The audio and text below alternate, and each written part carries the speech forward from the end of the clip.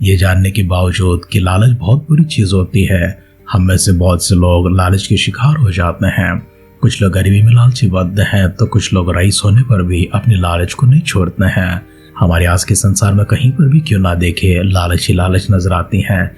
किसी और की चीज़ों के ऊपर आशा रखना, किसी और के वस्तुओं को अपना कर लेना, किसी और की कमाई को हमारा अपना कर लेना, ये साधारण से प्रजा से लेकर राजों तक होती है। राजों को देखते हैं, वे किसी देश को देखे तो उसे चाहते हैं कि अपना बना ले। हम अधिकारियों को देखते हैं, दूसरों की आसन, दूसरों के पदों को पाना चाहते हैं। हम रईसों को देखते हैं, अमीरों को देखते हैं, वे चाहते हैं कि सारी संसार, सारी दौलत उनकी हो जाए। हम गरीबों को देखते हैं, वे किसी और की लालच करते हैं। ऐसा कौन सा मनुष्य जो लालच नहीं करता हो, परंतु लालच बहुत बुरी चीज़ है। इसे जानने के बावजूद हम करते हैं, परिणाम हमारे लिए घातक होते हैं। जो इंसान पहचान लेता है और जान लेता है कि उसकी सीमाएं क्या है, किस हद तक उसे पाना चाहिए और कैसे नैतिक रूप में, नैतिक विधान में उसे प्राप्त करना चाहिए, वह इंसान अपने भीतर जगने वाली लालच को वहीं पर तबाह कर देगा। जो इंसान इसे कर पाता है वह खुश रह पाता है, संतुष्ट रह पाता है। हमारे मन में पैदा हुई लालच के कारण हम लालची बनते हों या किसी और की बातों को सुनकर हम उसी प्रकार से करते हों, लेकिन जो कुछ भी क्यों ना करे, लालची इंसान हमेशा दूसरों का घात करता है और दूसरों का घात करता हुआ इंसान परमेश्वर का कतई पसंद नहीं है। हम पवित्र शास्त्र में राजाओं के पास हमारे ध्यान को लेकर चलते हैं। अहब राजा के पास हमारे अध्ययन चल रही हैं। अहब राजा को किस तरह से कहा गया है, जिस प्रकार से तूने किया वैसे ही तेरे साथ होने वाला है। तेरा राज्य छीना जाएगा, किसी और को दिया जाएगा। तेरा प्राण ले लिया जाएगा, तेरी प्रजा को लेकर किसी और को दे दिया जाएगा, क्योंकि तूने जैसा किया है वैसे तेरे साथ होने वाला है। और अंत आज हमारा अध्ययन इस प्रकार से भी गौर करेंगे। परमेश्वर की दृष्टि में, उनके शब्दों में अहाब के लिए इस प्रकार से प्रतिक्रिया है। अपनी पत्नी की बात मानकर दुष्टता किया हुआ, गलत किया हुआ अहाब के जैसा व्यक्ति कोई और नहीं है। हमारे ध्यान वहां पर लेकर जाने से पहले आए हम सब अपने आप को परमेश्वर के हाथों में समर्पण करेंगे। हम क्या सच में अपने आप में खराब हो जाते हैं, लालची होते हैं, बुरे होते हैं, या फिर हम किसी और की बातों को सुनकर, चाहे वह हमारे जीवन साथी हो सकते हैं, हमारे परिवार के लोग हो सकते हैं, हमारे अपने मित्र भी हो सकते हैं, क्या हम इस प्रकार के कुकर्म को करते हैं? अगर ऐसा करते हैं तो क्या परमेश्वर की दृष्टि में हम गलत ठहराए जा रहे हैं? एक बार अपने आप को परखेंगे, अपने आप को जांचेंगे, उसके बाद हमारे अध्ययन में हम लोग आगे बढ़ेंगे। इसलिए अपने आप को खुदावंद के हाथ में समर्पण करते हुए सिरों को झुकाएंगे, आंखों को बंद करेंगे, छोटी सी प्रार्थना करेंगे। पिता परमेश्वर, आभार प्रकट करते हैं, स्तुति करते हैं, प्रशंसा करते हैं, सारी बातों के लिए प्रभु जी आपको शुक्रिया अदा करते हैं। हमें दिया हुआ जीवन दान के लिए परमेश्वर आपका प्रभु जी फिर से एक बार कृतज्ञ होकर सारी भलाइयों के लिए, सारी आशीर्वादों के लिए, हर प्रकार की मुझे बरकतों के लिए आप एक ही दुहाई देते हैं, आपकी महिमा करते हैं।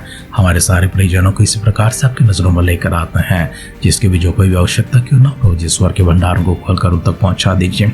हर प्रकार की मुसीबत से, तकलीफ से, तंगीपन से उन्हें दूर करने के लिए दुआ करते हैं।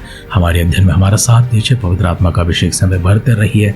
सही इंसान के रूप में और अच्छे इंसानों के रूप में प्रभु जी हम आपकी दृष्टि में ठहर सके। इस प्रकार से प्रभु जी हमें आप सिद्ध करें, इसके लिए धन्यवाद करते हुए वचनों के माध्यम से जैसा हमसे बातें कर रहे प्रभु, हमारे मनों को प्रभु जी हम पूरी तरह से आपकी ओर केंद्रित करते हुए आप ही को समर्पण करने हैं। तो आत्मा का अभिषेक हमारे ऊपर लेने की दुआ करते हुए हमारे उद्धारकर्ता हमारे प्रभु यीशु मसीह के नाम से इस प्रार्थना को मांगते हैं। सुनर कबूल कर पिता। आमेन, आमेन, आमेन। आध्यात्मिक जीवन की दैनिक खुराक सुन रहे हमारे सारे प्रिय श्रोताओं को, परमेश्वर के प्रिय भक्तगणों को प्रभु यीशु मसीह के नाम में प्यार भरा जय मसीह की सुप्रभातम और शुभोदय कहते हुए हम सबका मनपसंद ध्यान केंद्र आध्यात्मिक जीवन की दैनिक खुराक में और इस नए दिन में आप सबका स्वागत करते हैं। हमारी अध्ययन राजों का पहला ग्रंथ 21 अध्याय में चल रही है। आइए उसका पहला वचन से पढ़ते हुए हमारे ध्यान को आगे बढ़ाएंगे। नाबोत नाम एक इजरायली की दाख की बारी शमरोन के राजा आहाब के राजमंदिर के पास इजराइल में थी।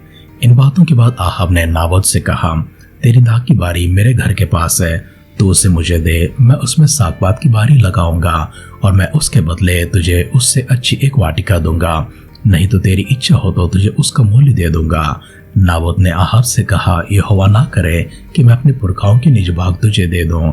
इजरायली नाबोत के इस वचन के कारण कि मैं तुझे अपने पुरखाओं का निज भाग ना दूंगा, आहाब उदास और अप्रसन्न होकर अपना घर गया और बिछौने पर लेट गया और मुंह फेर लिया और कुछ भोजन ना किया। तब उसकी पत्नी इजबेल ने उसके पास आकर पूछा, तेरा मन क्यों उदास है कि तू कुछ भोजन नहीं करता? उसने कहा, कारण यह है कि मैंने इजराइल नाबोत से कहा कि रुपया लेकर मुझे अपनी दाग की बारी दे, नहीं तो यदि तू चाहे तो मैं उसकी संगति दूसरी दाग की बारी दूंगा। और उसने कहा, मैं अपनी दाग की बारी तुझे ना दूंगा। उसकी पत्नी इजबेल ने उससे कहा, क्या तू इसराइल पर राज करता है कि नहीं? उठकर भोजन कर और तेरा मन आनंदित हो। इजरायली नाबोत की दाग की बारी मैं तुझे दिलवा दूंगी। तब उसने आहब के नाम से चिट्ठी लिखकर उसकी अंगूठी की छाप लगाकर उन पुरनियों और रईसों के पास भेज दी जो उसके नगर में नाबोत के पड़ोस में रहते थे। उस चिट्ठी में उसने लिखा कि उपवास का प्रचार करो और नाबोत को लोगों के सामने ऊंचे स्थान पर बैठाना। तब दो नीच जनों को उसके सामने बैठाना जो साक्षी देकर उससे कहे, तूने परमेश्वर और राजा दोनों की निंदा की। तब तुम लोग उसे बाहर ले जाकर उसको पतरवाह करना कि वह मारा जाए। इजबेल की चिट्ठी में की आज्ञा अनुसार नगर में रहने वाले पुरनियों और रईसों ने उपवास का प्रचार किया और नाबोत को लोगों के सामने ऊंचे स्थान पर बैठाया। तब दो नीच जन आकर उसके सम्मुख बैठ गए और नीच जनों ने लोगों के सामने नाबोत के विरुद्ध ये साक्षी दी कि नाबोत ने परमेश्वर और राजा दोनों की निंदा की। इस पर उन्होंने उसे नगर से बाहर ले जाकर उसको पतरवाह किया और वो मर गया। तब उन्होंने इजबेल के पास यह कहला भेजा कि नाबोत पतरवाह करके मार डाला गया है। ये सुनते ही नाबोत पतरवाह करके मार डाला गया है।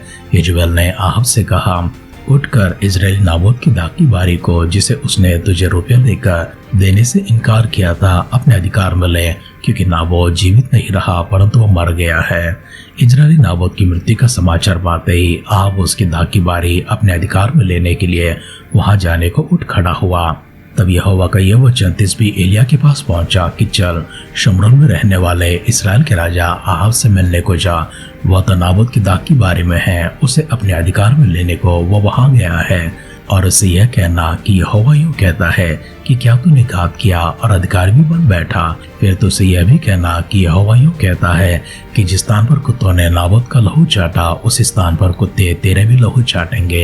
एलिय्याह को देखकर आहब ने कहा, हे मेरे शत्रु, क्या तूने मेरा पता लगाया है? उसने कहा, हाँ, लगाया तो है, और इसका कारण यह है कि जो यहोवा की दृष्टि में बुरा है उसे करने के लिए तूने अपने को बेच डाला है। मैं तुझ पर ऐसी विपत्ति डालूंगा कि तुझे पूरी रीति से मिटा डालूंगा और आहब के घर के एक एक लड़के को, और क्या बंधुए क्या स्वाधीन, इस्राएल में हर एक रहने वाले को विनाश कर डालूंगा। और मैं तेरा घराना नाबात के पुत्र यरोबाम और अबिय्याह के पुत्र बाशा का सा कर दूंगा, इसलिए कि तूने मुझे क्रोधित किया है और इस्राएल से पाप करवाया है। और इजबेल के विषय में यहोवा यूं कहता है कि इजराइल के किले के पास कुत्ते इजबेल को खा डालेंगे। आहब का जो कोई नगर में मर जाएगा उसको कुत्ते खा लेंगे, और जो कोई मैदान पर मर जाएगा उसको आकाश के पक्षी खा जाएंगे। सचमुच आहब के तुल्य और कोई ना था जिसने अपनी पत्नी इजबेल के उकसाने पर वह काम करने को, जो यहोवा की दृष्टि में बुरा है, अपने को बेच डाला था।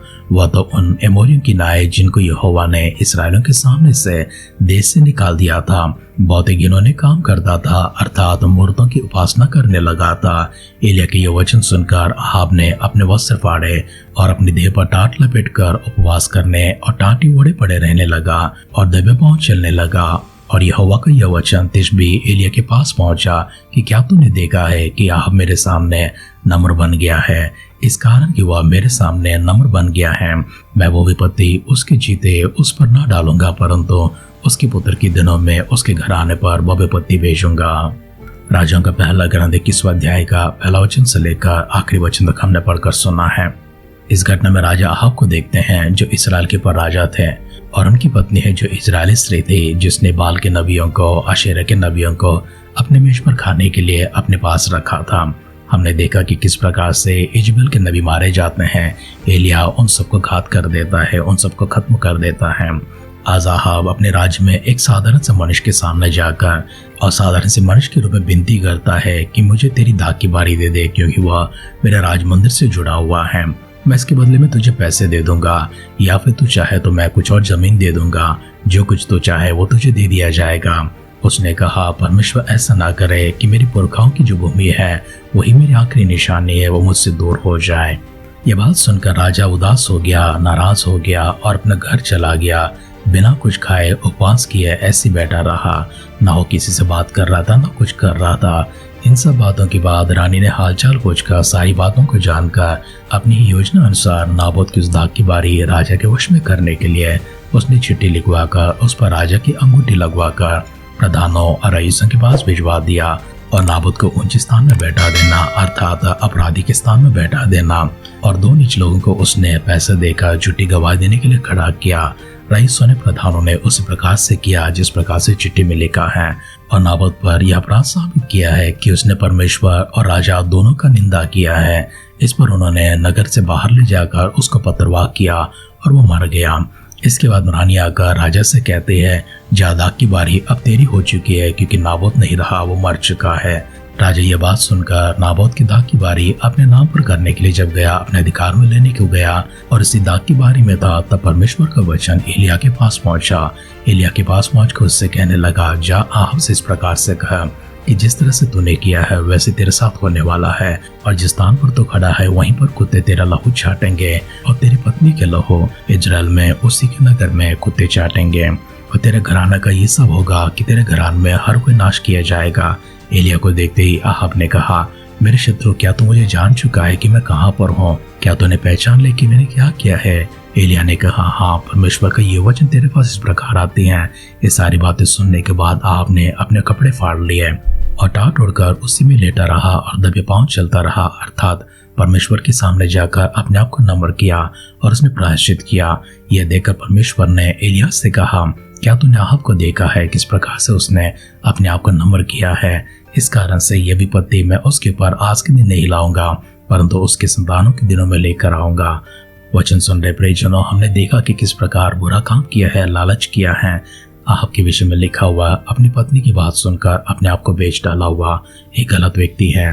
उसी गलत व्यक्ति ने जैसे ही अपना मन परमेश्वर की ओर रखा है, प्रायश्चित किया है, पश्चाताप किया है, तुरंत परमेश्वर ने अपनी करुणा उसके ऊपर दिखाई है। हमारे ध्यान को समाप्त करने से पहले आइए हम भी अपने आप को परमेश्वर के हाथों में समर्पण करेंगे। हमने भी अगर किसी प्रकार से लालच किया हो, किसी का घात किया हो, किसी को बुरा किया हो, आज परमेश्वर की क्रोध हम पर अगर उतर आती है तो हम परमेश्वर के पास जाकर उनकी करुणा के लिए, उनकी कृपा के लिए, उनकी दया, उनकी क्षमा के लिए प्रार्थना करेंगे, ताकि परमेश्वर हमें भी आहब की तरह अपनी दृष्टि में नम्र व्यक्ति की तरह देखे और हमें भी क्षमादान प्रदान करें। आइए मिलकर दुआ करते हैं। स्वर्गीय पिता, हम आपको धन्यवाद करते हैं, हम आपकी स्तुति करते हैं। प्रशंसा, महिमा, गौरव, आदर, सम्मान के साथ में आपके दिव्य सानिध्य में अपने आप को समर्पण करते हैं। दिया सुंदर से समय के लिए, सौभाग्य के लिए प्रभु जी आपकी दुहाई देते हैं, आपकी महिमा करते हैं, प्रशंसा करते हैं। इन शब्दों के लिए, इन वचनों के लिए प्रभु जी शुक्र अदा करते हैं। इन्हीं वचनों के आधार पर हमारे जीवन हो सके, इस प्रकार प्रभु जी हमें संभालिए, चलाइए। प्रभु यीशु मसीह के बादलों के आगमन के लिए हमें सिद्ध कीजिए। अगर यीशु मसीह के बादलों के आगमन प्रभु जी विलंब होती है, कल सुबह फिर से मिलकर आपकी स्तुति आराधना करने के लिए जीवितों की संख्या में, भाग्यवानों की संख्या में, आराधकों की संख्या में रखते हुए आपके सानिध्य बुलाने के लिए दुआ करते हैं। हमारी प्रार्थना पिता आपने सुनकर दिए उत्तर के लिए धन्यवाद करते हुए हमारे उद्धारकर्ता हमारे प्रभु यीशु मसीह के नाम से इस प्रार्थना को मांगते हैं। सुनर कबूल कर पिता। आमेन, आमेन, आमेन। हमारे विषय में अगर कोई अंतिम शब्द कहे तो अंतिम शब्द हमेशा अच्छे होने चाहिए, भले होने चाहिए। क्या तुमने देखा कितना अच्छा व्यक्ति था? क्या तुमने देखा कितने भले मनुष्य थे?